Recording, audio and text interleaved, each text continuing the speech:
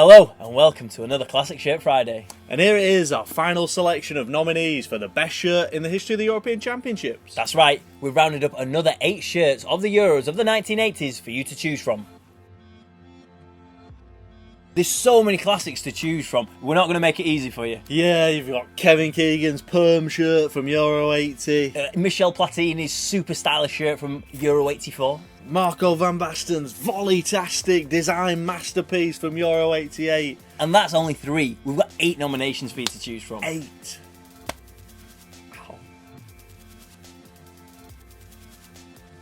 I don't know how you're going to do it, but you need to pick which shirt is the best. Yeah, please get involved and tell us your favourite out of our 8 in the comment section below. And again, to thank you for getting involved, there'll be a prize of £50 in website credit. More details later. What's first then?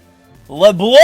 Oh! Le Bleu won their first major international title wearing this fantastic Adidas shirt. The Ventex production was a unique blend of polyester and cotton that made for a perforated effect that worked for both ventilation and to make the shirt more lightweight. The giant FFF badge sits proudly on a thick red horizontal band across the chest with 3 thinner white stripes below, with the back left plain to show off the superb Adidas print. The French were the hosts and had the shirt and the swagger to match, winning every game at the tournament, with Michel Platini in outrageous form, scoring in them all. 9 in total, a record that still stands. Tigana and Jerez were integral too to this iconic side that secured glory on home soil by beating Spain in the final. The 3 Lions taught the Italians a thing or two about style in Euro 80 with this Admiral belter. Admiral's second shirt for England proved to be one of the most popular and memorable kits of all time. The bold blue and red bands on the chest were so eye-catching and revolutionary after decades of simple white shirts. Admiral weren't allowed to take the credit at Euro 80 though, with a ban on advertising, meaning their logo was removed from the shirts that the players wore at the tournament. More famous for being worn by a misfiring Kevin Keegan with a perm at the 1982 World Cup. It was also worn by a misfiring Kevin Keegan with a perm at Euro 80. Mighty Mouse loved a perm, and he wasn't the only one. Terry McDermott even had the tash to match. The first time Ireland ever played at a major international tournament was at Euro 88 in this cracker. And the shirt was perfect for the big occasion. Bright green in colour with a touch of orange on the cuffs and collar, and an interesting netting separating the body from the sleeves. And Ray Houghton found the back of the netting after just 6 minutes of their first match, a famous 1-0 victory against the English. The shirt could be purchased in the shops at the time with an Opel sponsor, and it looked like the boys in green might drive away with the trophy after they held the Soviet Union. But a late winner for Holland in the last group match meant the party unfortunately ended in Gelsenkirchen for Jack Charlton's Green Army. But the 50-1 outsiders have proved a lot of people wrong and put this shirt into their Hall of Fame. Portugal made their Euros debut in 1984. And what a shirt for the occasion. Whoo! With a stunning horizontal stripe design, bright red colours and a green round neck collar with the 3 stripes running down the sleeves. It was their first major tournament since the days of Eusebio and the 1966 World Cup. The stars were now Shalana and Jardao. It seemed like someone had forgotten how to pick squad numbers when centre-backs Joao Pinto and Lima wore numbers 9 and 10. Bento found it funny. They surprised many to reach the semi-finals, seeing off holders West Germany in the groups. The fuse was lit on the Danish Dynamite years in this sublime Hummel shirt at Euro 84.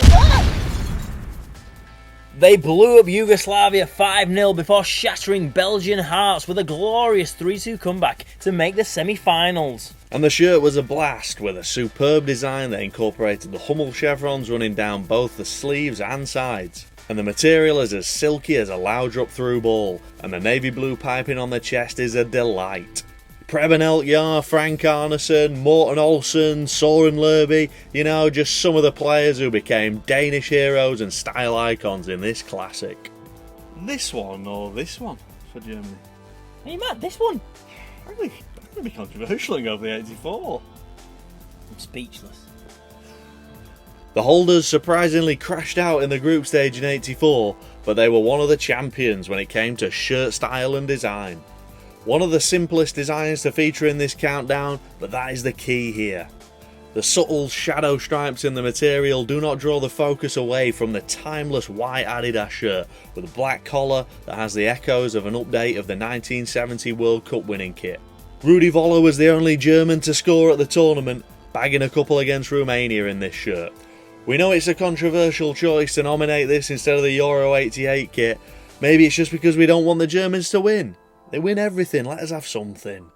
Possibly the most silky and shiny shirt a Euros has ever seen. That's right, it's Italia, Euro 88. Shiny!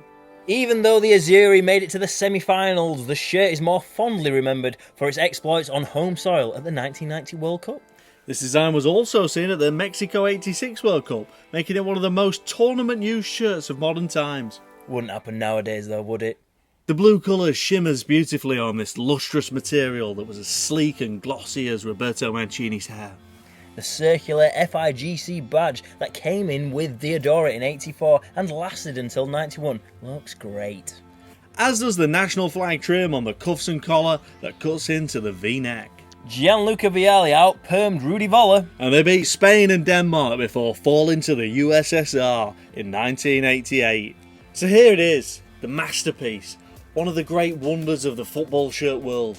Have we saved the best till last? Well, that's for you to decide. And we're doing it. You're doing it justice. Beautiful justice. Stop it.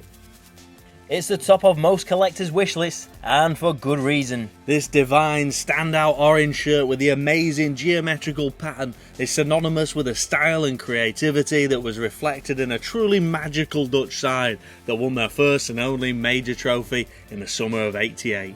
Rijkaard and Koeman keeping it tight. Ruud Gullit all power and physique and dreadlocks.